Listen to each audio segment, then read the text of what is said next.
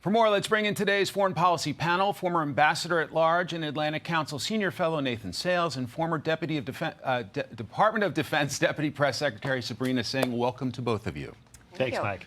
So let's start in the Middle East. We were hoping to go to phase 2, right? And it was difficult, and now it appears to be a mess. Ambassador, what is your assessment right now? Well, it looks like Hamas has chosen war. For the past month, after phase 1 of the deal expired, Hamas and Israel, with some help from the United States and other mediators, have been trying to extend the ceasefire.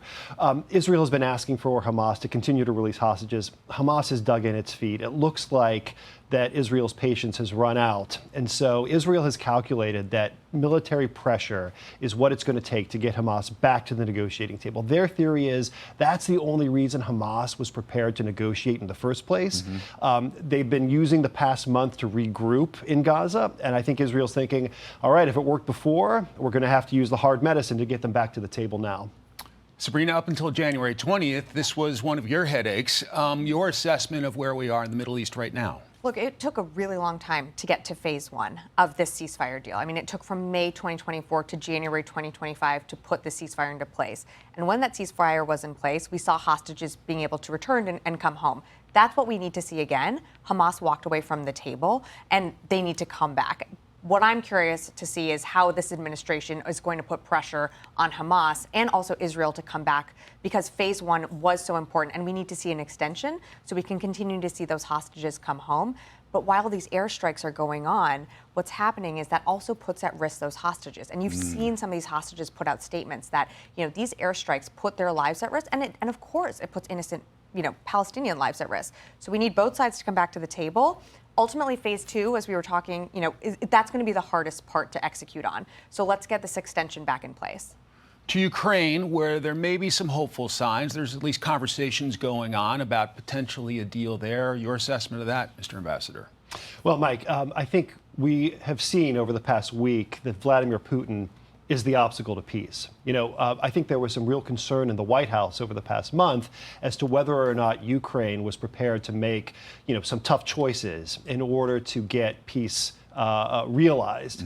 Ukraine said yes, and when Vladimir Putin was given the opportunity to agree to a partial ceasefire, his response was to escalate his attacks on Ukrainian civilians, including energy infrastructure. So I think it's clear now that we need to judge Putin not based on what he says. He's a trained spy. This is a man who lied for a living, and he didn't give that up when he became president of Russia. Don't judge him based on what he says. Judge him based on what he does. And what he's doing is continuing to dig in for a long fight against not just Ukraine, but against the West generally. All right, I want to play for you what President Trump's saying about the situation. I'll get you to react to it. We have immense technical expertise in the United States to run those plants. I don't think that requires boots on the ground. But I'll leave the foreign policy to President Trump and Secretary Rubio. I know they are working tirelessly. How do we bring peace to Ukraine? How do we get this fighting to stop, which takes both sides to lay down their arms? But if it was helpful to achieve that end, have the U.S. run nuclear power plants in Ukraine, no problem. We can do that.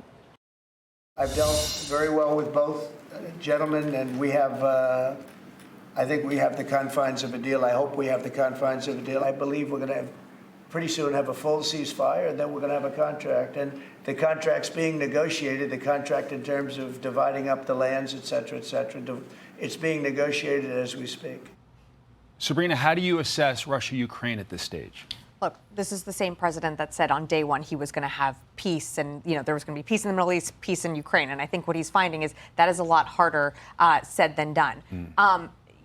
When it comes to Russia and Ukraine, the same unconditional ceasefire was put in front of both parties. And Ukraine agreed to what, the ambassador was saying, and Russia did not. And they've escalated their attacks on, around Zaporizhia. There's a critical power plant. We're seeing those attacks continue every single day. So it's very clear that Putin is not serious about peace, and I think this administration just needs to be able to come to terms with that. What we need to do is strengthen our alliances within NATO. We need to continue to send military, support and equipment to Ukraine so they can continue this fight in taking back their sovereign territory.